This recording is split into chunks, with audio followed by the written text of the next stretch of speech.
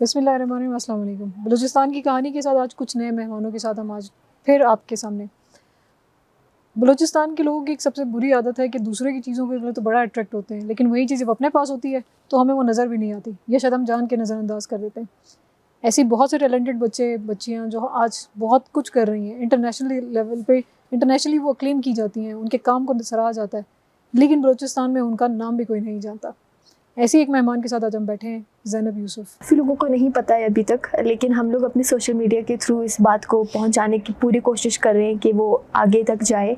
और मोस्टली गिला मेरा उन लोगों से भी है जो यहाँ के इक़्तिदार में बैठे हैं कि वो भी इस चीज़ को इतना मतलब सीरियस नहीं ले रहे कि मतलब बहुत बड़ी अपॉर्चुनिटी है। और मैं सिर्फ इसको मैं अपनी कामयाबी नहीं बोलूँगी, ये मेरी पूरी टीम की कामयाबी है। मेरी बहुत अच्छी टीम थी जिन्होंने मुझे जो है बहुत सपोर्ट किया और बड़ा अच्छा काम किया।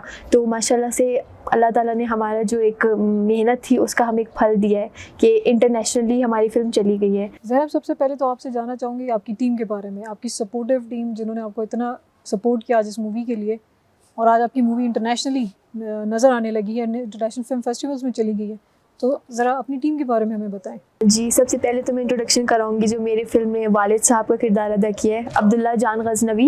ये हमारे जो है वो लीड एक्टर हैं और फ़िल्म में जान जो है वो इन्होंने डाली है। और माशाल्लाह मतलब किसी तारीफ़ के मोहताज नहीं है, सब जानते हैं इनको कि बहुत अच्छा काम किया हुआ है। इंटरनेशनली भी इन्होंने काम किया है और पाकिस्तान वाले तो इनको जानते हैं।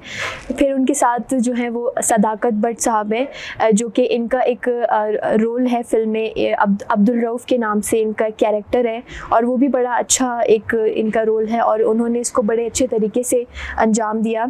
यहाँ पे बताती चलूँ, बेसिकली ये पंजाबी है लेकिन इन्होंने फ़िल्म में जो कैरेक्टर किया है वो टोटली डिफरेंट है। हाँ, तो मतलब बहुत अच्छे तरीके से उन्होंने उसको निभाया। कोई बता नहीं सकता कि ये बंदा वाकई ये है, मतलब इस कास्ट से बिलोंग करते हैं यानी। तो ये एक ब्यूटी मतलब मेरी आप कह सकते हैं कि टीम की थी बिल्कुल। और जो उनके साथ बैठे हुए हैं वो है समीर, जो कि प्रोडक्शन मैनेजर हैं। उन्होंने सारी चीज़ें मैनेज की और सारा जो भी मतलब था चीज़ें वगैरह उन्होंने देखी। आगा साहब से जानना चाहेंगे, आगा साहब आप आज यहाँ हमारे साथ बैठे हैं, सबसे पहले तो मैं जब आपको अपने इंटरनेशनल मूवीज़ में भी काम करते हुए देखा है, आपको नेशनल में भी देखा, लोकल में भी देखा, लेकिन फिर भी आप हमसे पुरानी जनरेशन ने भी आपको बहुत ज़्यादा आपका काम देखा हुआ है। आपको कोयटा के लोगों से या अपने ही लोगों से, बलूचिस्तान के लोगों से ये गिला है कि उन्होंने कभी आपको वो फेम नहीं दिया जो फेम कि आपके तरह के जितने एक्टर्स को बाकी दुनिया में मिला जाता है या दिया जाता है, जिस तरह उन्हें उनकी अचीवमेंट्स पे पहचाना जाता है। आपको नहीं लगता कि आपको आपके ही सूबे में उस तरह की इज़्ज़त नहीं दी जा सकी या उस तरह की पज़ीराई नहीं मिली? मैडम, आप उन ज़ख्मों पे हाथ रख रही हैं जिसकी तरफ मैं जाना नहीं चाहता। ये आर्टिस्ट बनना या काम करना, हर इंसान जब बिस्तर में करवट बदलता है तब भी उसको कुछ मेहनत करनी पड़ती। Acting, writing, drama, singing, music, painting, ये तो सब अपनी हॉबीज़ हैं। मेरा ये मुल्क पाकिस्तान आज किस मुश्किल से गुज़र रहा है, पहले तो मुझे रोना इस पे आता है। अभी ये बता रही थी कि मैं गिला है, गिला किससे करें? काश के हमारे जो सुपीरियर लोग हैं ऊंची कुर्सियों पे बैठे, जिन्हें आपने हमने बड़े एहतराम से हार डाल के उसको वहाँ भेजा, उनकी क्या हालत है? हमें शर्म आ रही है। बाकी जहाँ तक काम का ताल्लुक़ है, मैंने कितना काम किया। मैंने अभी तक इस मुल्क के लिए इस नाखून में फंसे हुए छोटे से मैल के बराबर कंट्रीब्यूशन नहीं दी। मैं कहता हूँ कि मेरी जान, मेरा माल, मेरा सब कुछ मैं इस मिट्टी पे वार दूँ तब भी कुछ नहीं, जबकि मैंने अपने एक बेटे की कुर्बानी इस मुल्क के लिए दी। मैं एहसान नहीं करता, लेकिन गिला इस बात का है कि जो लोग ऊपर बैठे हैं, एक शेर अर्ज़ करूँगा, बंदा मिट जाए ना आका पे, वो बंदा क्या है, और बेखबर हो जो गुलामों से, वो आका क्या। अब हमारे बड़े जब बड़ी सीटों पे बैठे हैं, उनको हमारी खबर नहीं कि मेरा टीचर, मेरा स्कूल, मेरा इंस्टीट्यूट, मेरा हॉस्पिटल, मेरा ट्रैफिक, मेरे टैलेंटेड लोग किन हालात में गुज़र औक़ात उनका हो रहा है। जब उनको पता ही नहीं तो आप क्या रोएंगी किसी के सामने। अभी थोड़ी देर पहले आप बता रही कि आपने कितनी कुर्बानियाँ दी। इन बहुत आपके पास वसाइल नहीं, आप कर रही हैं। एक औरत ज़ात हो के मैं तो मूँछो अलाऊ, मुझे तो डूब के मरना चाहिए। इख्तियार साहिब, इख्तियार भी मर, औरत कुछ नहीं। और मैं कहता हूँ, ये बुज़ुर्ग कहते हैं, बड़े पढ़ाकू लोग कहते हैं कि जी मर्द के पीछे औरत का। आप ये भी कहते हैं, तस्लीम भी करते हैं और मानते भी नहीं, सब कुछ खुद। आज इस बच्ची ने जो थीम, जो स्ट्रगल, जिस तरह इन्होंने अप्रोच किया, मेरी एक बच्ची शहीद हुई। मैं उसको इनमें देख रहा हूँ। सदाकत साहब, हम आपसे जानना चाहेंगे कि आपको लगता है कि जितने भी नए ये बच्चे आ रहे हैं फिल्म मेकिंग में और मीडिया में, आपको लगता है कि इन बच्चों में इतना पोटेंशियल है कि ये जो गैप है, स्पेशली सरकारी चैनल से जो हम आज हाल देखते हैं और बलूचिस्तान में मीडिया का जो हाल देख रहे हैं, इसमें आपको लगता है कि ये बच्चे आगे उस गैप को फिल कर सकेंगे या उस गैप में कहीं अपना कोई पार्ट, इनका कोई रोल होगा वहाँ पर? मेरे जो सवाल आपने मुझे किया उसका जवाब आपने खुद दे दिया। मैं ये समझता हूँ ज़रूरत है ना। तो अगर आज के बच्चे बच्चियाँ आ रही हैं तो ये तो बड़ी अच्छी बात है। कभी हम तसव्वुर भी नहीं कर सकते थे ये, ख़ुसूसन बलूचिस्तान में। तो ये तो बड़ी अच्छी बात है। और मैं ये समझता हूँ कि जो काम ज़ैनब कर गई है, ये तो लोगों के लिए एक मशाल राह होगी। इसको देख के कितनी बच्चियाँ हैं जो इस लाइन पे चलेंगी, अच्छा ये भी हो सकता है।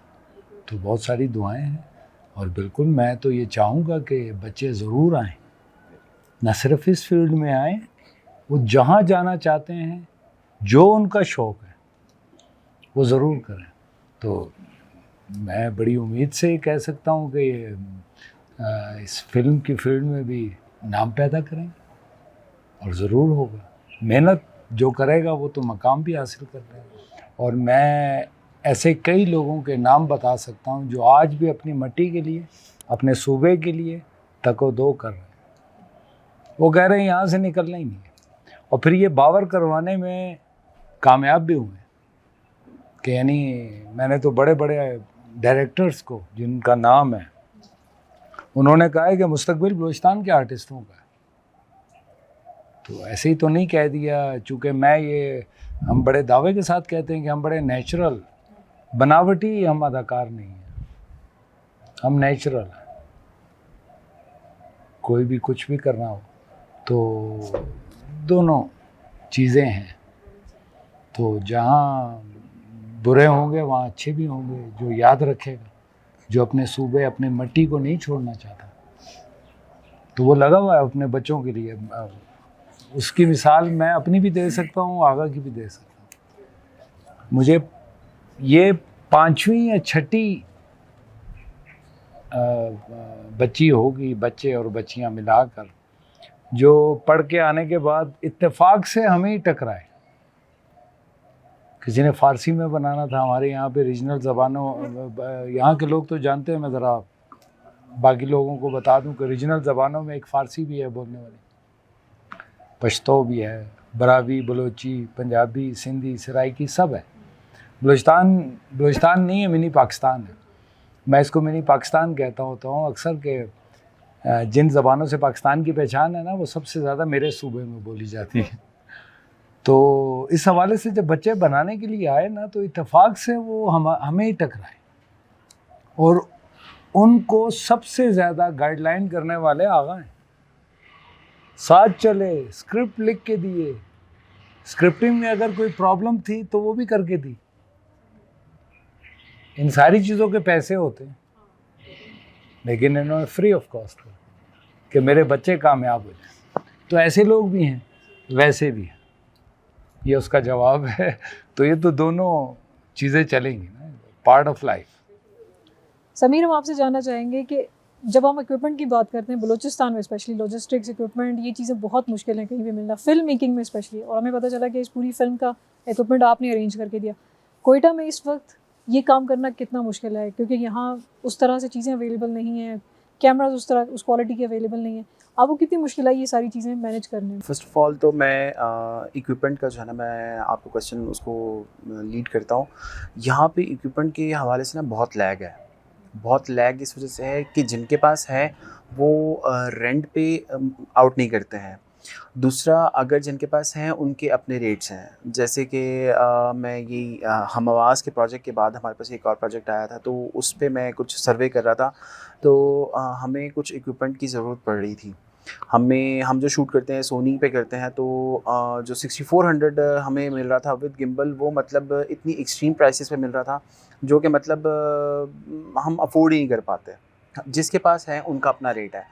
तो कोयटा बहुत छोटी मार्केट है इस फिल्म मेकिंग के हवाले से। अब तक यहाँ पे कोई इतना बड़ा प्रोडक्शन हाउस नहीं है कि जहाँ पे कोई कराची या लाहौर के लेवल के जो है ना डायरेक्टर्स या प्रोड्यूसर आके इस चीज़ को लीड कर सकें।